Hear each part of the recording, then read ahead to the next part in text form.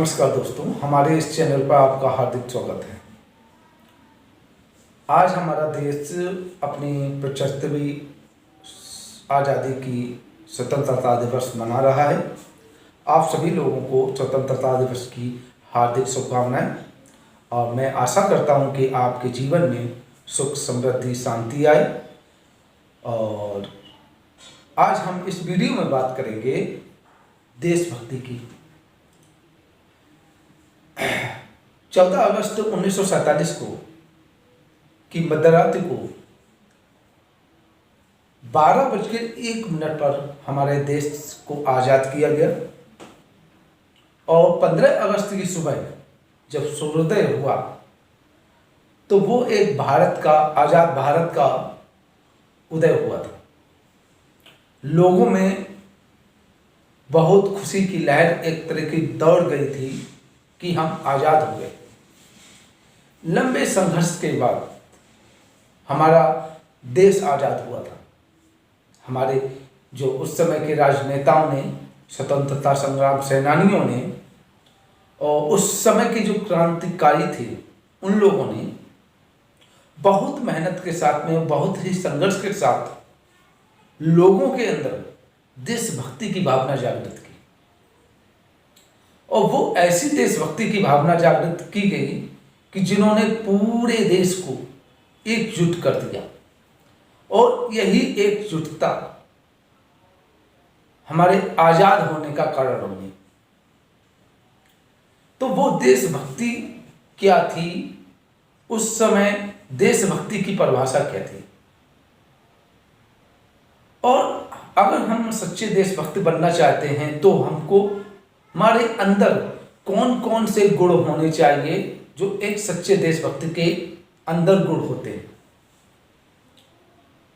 देशभक्ति की जो परिभाषा है वो ये है कि वो व्यक्ति जिसके अंदर दया, प्रेम और करुणा के गुण होते हैं, वही व्यक्ति देशभक्त बन सकता है, एक सच्चा देशभक्त बन सकता है।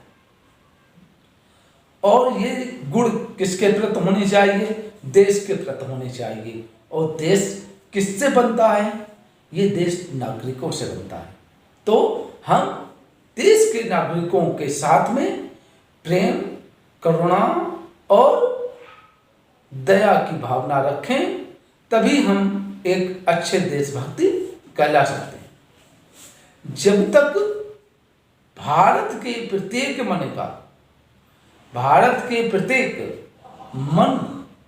भारत का प्रत्येक मन यानी कि प्रत्येक नागरिक शांत नहीं होगा, तब तक हमारे देश में शांति आ ही नहीं सकती। प्रत्येक नागरिक को शांत होना पड़ेगा। और कैसे शांत होगा? जब मन शांत होगा। और जब मन शांत होता है तब आपके अंदर देशभक्ति के गुण जो मैंने आपको बताए थे, करुणा, दया और प्रेम, ये विकसित होते हैं एक शांत मन में। और जब तक हम शांत नहीं होंगे तब तक ये गुण हमारे अंदर उत्पन्न हो ही नहीं सकते और तब तक हम सच्चे देशभक्त हो भी नहीं सकते, जब तक ये गुण विकसित नहीं हो जाते। तो सच्चे देशभक्त बनने के लिए हमको मन को शांत करना पड़ेगा। और हर एक प्रत्येक नागरिक का ये कर्तव्य होता है और कर्तव्य होना भी चाहिए, अगर वो देशभक्त है तो, कि हम अपने नागरिकों के प्रति अच्छी भावना रखें और ये ईर्ष्या है वो ईर्ष्या को खत्म करें। अगर कोई विकास कर रहा है उसे ईर्ष्या ना करके उसका हमें सपोर्ट करना चाहिए, तभी देश आगे बढ़ता है। अगर नागरिक विकसित होते हैं तभी देश विकसित होता है। अगर नागरिक विकसित नहीं होंगे तो देश विकसित नहीं होगा। हम केवल ढोल पीट सकते हैं। महर्षि महेश योगी जी ने जो कि एक बहुत प्रसिद्ध वैज्ञानिक संत थे, उन्होंने ये बात कही थी कि हर एक व्यक्ति को वो शिक्षा मिलनी चाहिए जिससे वो स्वयं को जान पाए, स्वयं को जान सके।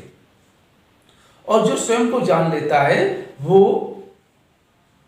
सब कुछ जान लेता है, उसे सब उसके अंदर सारे गुण विकसित हो जाते हैं, चाहे वो देशभक्ति का गुण हो, चाहे कोई भी गुण हो, एनीवे सब कुछ, समस्त संभावनाओं का क्षेत्र।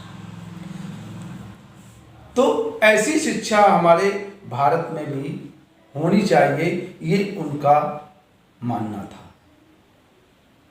और उन्होंने जितना भी काम किया वो लोगों को शांत करने के लिए किया, लोगों के मन को शांत करने के लिए किया। और वो तकनीक उनकी थी भावातीत ध्यान, जिसको अंग्रेजी में हम लोग ट्रांसडेंटल मेडिटेशन कहते हैं। अगर ट्रांसडेंटल मेडिटेशन के माध्यम से मनुष्य जो होता है, जो उसका मन शांत हो जाता है, और शांत मन से ही हम विचार कर सकते हैं, हम प्लानिंग कर सकते हैं, हम योजना बना सकते हैं, और वो योजनाएं भी आपकी फलीभूत होंगी। और जब आपकी योजनाएं आपकी फलीभूत होंगी तो देश का विकास होगा, देश की तरक्की होगी।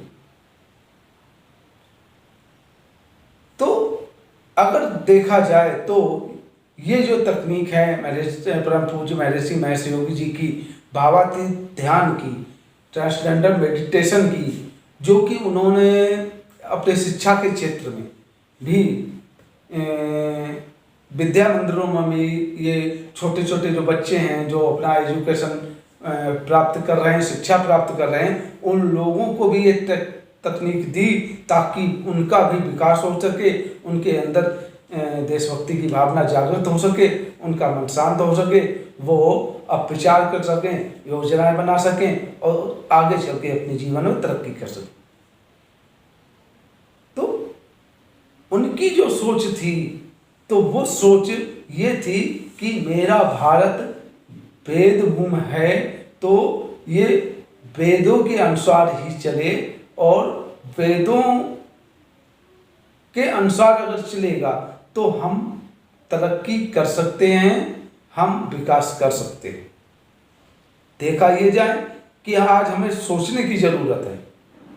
आज 15 अगस्त है, इस समय हमें अपना आत्मचिंतन करने की ज़रूरत है, क्योंकि हम जिस स्तर से अन्य देशों ने विकास किया, जिस स्तर से अन्य देशों की नागरिकों की आय है, उस पर विचार करना चाहिए। हमें सीखना चाहिए दूसरों से। अगर हम सीखेंगे नहीं तो हम कुछ भी नहीं कर पाएंगे, और अगर सीखते हैं तो हम बहुत कुछ कर लेते हैं। तो यहाँ पर ये बुरे मानने की ज़रूरत नहीं कि हम अपने पड़ोसी देशों से, अपने दूसरे महाद्वीप के देशों से हम कुछ सीखें। अगर हम सीखते हैं तो उसमें कोई भी गलत नहीं है। और हम ये देखते हैं कि जापान और चाइना का ही उदाहरण ले लेते हैं। उनका इतिहास ये देखिए पहले कि वो इतने विकसित कैसे हो गए। उनकी संस्कृति, उनकी परंपराएं आज भी जीवित हैं, इतना विकसित होने के बावजूद भी। तो अगर इस पर गौर किया जाए, इससे ये साबित होता है कि हम अपनी भारतीय परंपराएं, भारतीय संस्कृति को साथ में लेते हुए अगर हम आगे बढ़ेंगे तो हम विकसित होते चले जाएंगे अन्य देशों की तरह, जैसे चाइना और जापान की तरह। लेकिन यहाँ पर ऐसा नहीं हो रहा है, यहाँ पर कुछ उल्टा हो रहा है, और उस उल्टे को मुझको सीधा करना है। तो उसको सीधा करने के लिए मैं जो परम पूज्य महर्षि महेश योगी जी की जो तकनीक है, ये बहुत ही कारगर सिद्ध हो सकती है। तो मेरा हम लोगों का, मेरी पूरे संस्थान का ये कोशिश है कि ज़्यादा से ज़्यादा लोग इस भावातीत ध्यान की तकनीक से जुड़ें और सीखें और इनको इसका अनुभव लें, ताकि हमारा देश तरक्की कर सके और वेदों से जुड़ सके। जब तक हम अपने वैदिक साइंस और वैदिक चीज़ों से नहीं जुड़ेंगे, वैदिक परंपराओं से नहीं जुड़ेंगे, तब तक हम जीवन में तरक्की कर ही नहीं सकते। तो और देशभक्ति की भावना जागृत कर ही नहीं सकते। तो इसीलिए हमें अपने, अगर भारत को संभालना है तो उससे पहले हमें अपनी देशभक्ति को संभालना पड़ेगा। और अगर मेरी देशभक्ति की जो परिभाषा है वो लोगों ने चेंज कर दी, तो हो सकता है कि मेरा पूरा भारत ही चेंज हो जाएगा, जिस प्रकार से मेरा भारत सोने की चिड़िया था।